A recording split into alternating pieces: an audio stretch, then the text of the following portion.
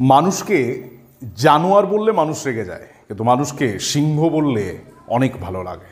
বাঘের বাচ্চা বললে একটা অন্য রকমের ইয়ে হয়। ঘোড়া, ডার্ক হর্স বললে অনেক ভালো লাগে, কিন্তু জানোয়ার বললে খারাপ লাগে। কিন্তু এই ঘোড়া, বাঘ বা সিংহ এরা সবাই জানোয়ার। জানোয়ার মানে জন্তু। তুমি দেখবে সিংহম বলে সিনেমা হয়, কিন্তু কুত্তম, বিড়ালম এই বলে কোনো সিনেমা হয় না। কারণ মানুষ হচ্ছে শক্তির পূজারী, শক্তিকে মানুষ ভালোবাসে, পাওয়ার।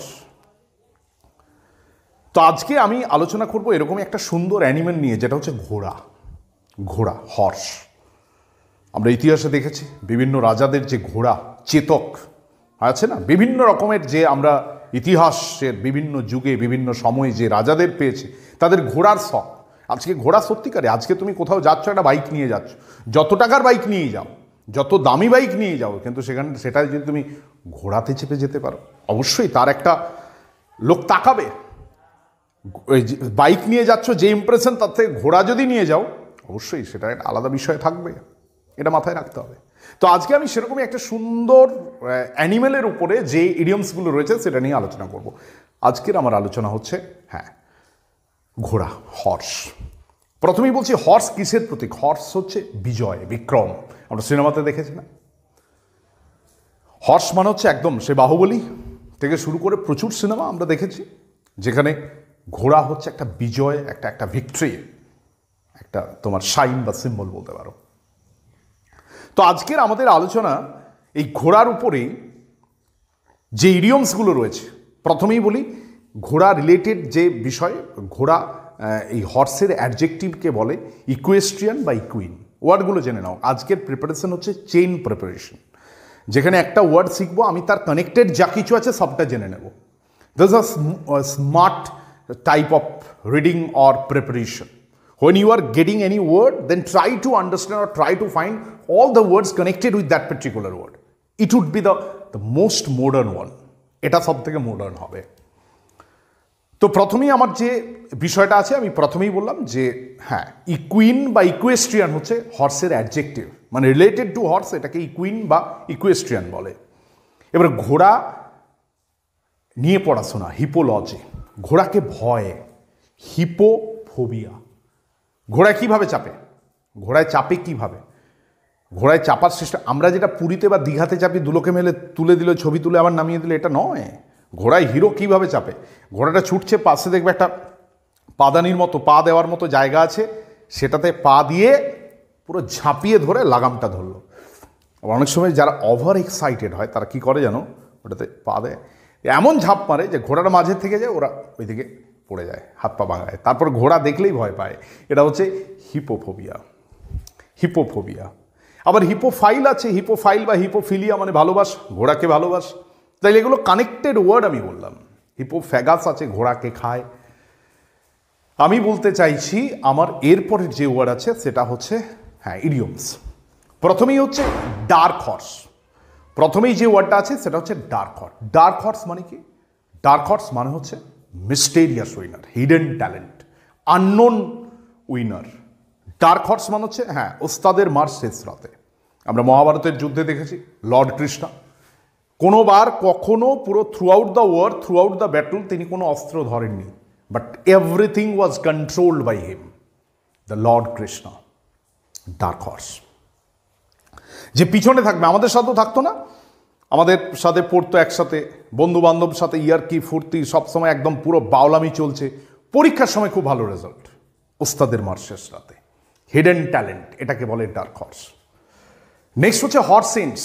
হর্স সেন্স মানে হচ্ছে কমন সেন্স, যেটাকে আরেকটা ইংরাজিতে ফ্রেজ আছে যেটার নাম হচ্ছে মাদার উইট। মাদার উইট, উপস্থিত বুদ্ধি, যেটা কোনো স্কুল, কোনো কোচিং, কোনো টিউশন, কোনো ইনস্টিটিউট নেই যেটার দ্বারা which can increase your or which can teach you to gain common sense. এটা নিয়ে জন্মাতে হয়, রেডি উইট যেটাকে বলে। নেক্সট হচ্ছে ফ্লগ এ ডেড হর্স। একটা ঘোড়া মরে গেছে, তাকে আবার চাবুক মারছে যাতে সে ওই ভাতটাকে বয়ে নিয়ে যেতে পারে। এটা অসম্ভব, মানে wasting energy, wasting one's own effort. মরাকে মেরে কি হবে? সে মরে গেছে। এটা flog a dead horse. Flog মানে চাবুক মারা। নেক্সট হচ্ছে কি পরে হচ্ছে put the cart before the horse. ঘোড়ার গাড়ি আমি বাদ দিলাম, গরুর গাড়ি দেখেছো বা ঘোড়ার গাড়ি কি হয়, ঘোড়াগুলো সামনে থাকে, ওদের ইয়েতে একটা জোয়াল দেয়, তারপর পিছনে গাড়িটা থাকে। একদিন মালিকের মন গেল যে না আজকে আমি এইভাবে গাড়িটা ইয়ে করবো না, ঘোড়াগুলোর সামনে মানে ঘোড়াগুলো যেদিকে মুখ করে আছে ওই দিকে আমি গাড়িটা বেঁধে দেবো, ঘোড়াটা তাহলে পিছনে পিছনে যাবে, এটা অসম্ভব। মানে ডুইং থিংস হ্যাপাজার্ডলি। হ্যাপাজার্ড মানে কি, উলট পালটভাবে করা। আমি যদি ভাবি যে ভাত রান্না করছি, আমি ভাবছি যে ঠিক আছে হাঁড়িতে আগে চালটা দিয়ে দিই, জল পরে দেবো, হবে? ডাক্তারবাবু যদি ভাবেন যে আগে স্যালাইটা করে নিই পরে অপারেশনটা করব, হবে? হ্যাঁ, এটা হচ্ছে ডুইং থিংস হ্যাপাজার্ডলি, মানে যেটা কখনোই সম্ভব নয়। নেক্সট কি, নেক্সট রয়েছে horse trade. Horse trade, horse trade হচ্ছে বার্গেন, বার্গেন করা, বাক বিতরণ। একটা দেখবে দর কষাকষি হয় না, এটা হর্স ট্রেড। এটা ভোটে হয়, মানে রাজনীতিতে হয়, পলিটিক্সে হয়, দেখবে দর কষাকষি হচ্ছে।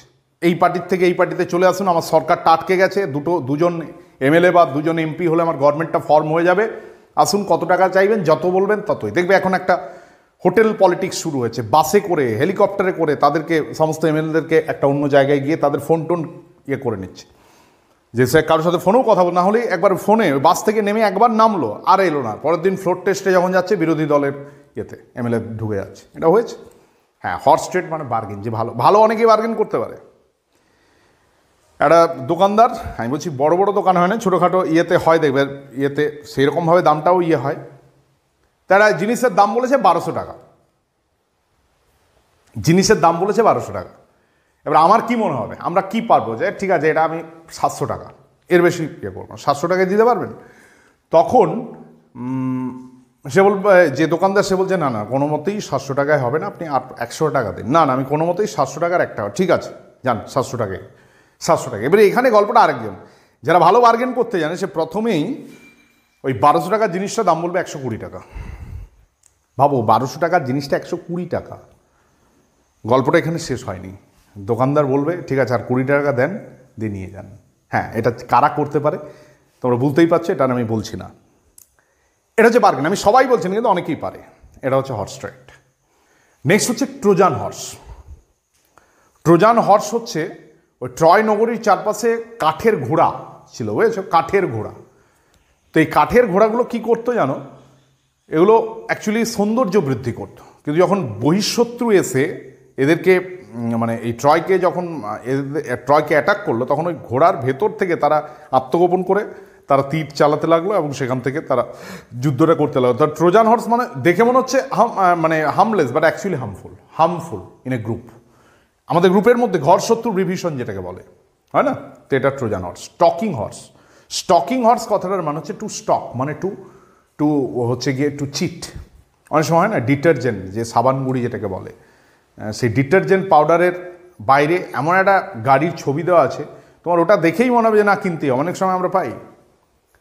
তারপরে ওটা ইয়ে করলাম, মানে এরপরে আমার অত প্রয়োজন ছিল না, কিন্তু ওই যে গাড়িটার ছবি দেওয়া আছে, ন্যানো গাড়ির ছবি দেওয়া আছে, ওটা দেখে তো আমি আর মানে কোনো কথা না ভেবে ডিটারজেন্ট পাউডার কিনে নিলাম।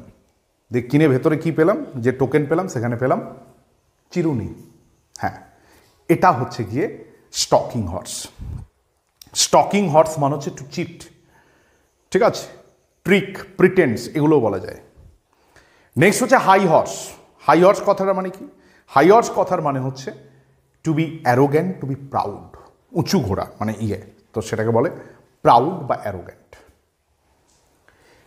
Direct from the horse's mouth, এরপর হচ্ছে direct from the horse's mouth, মানে একদম ঘোড়ার মুখ থেকে, মানে রিলায়েবল সোর্স, যে সূত্রটাকে তুমি ভরসা করতে পারো। তাহলে দেখো আজকে দারুণ কিছু ইডিয়ম আমরা জেনে নিলাম।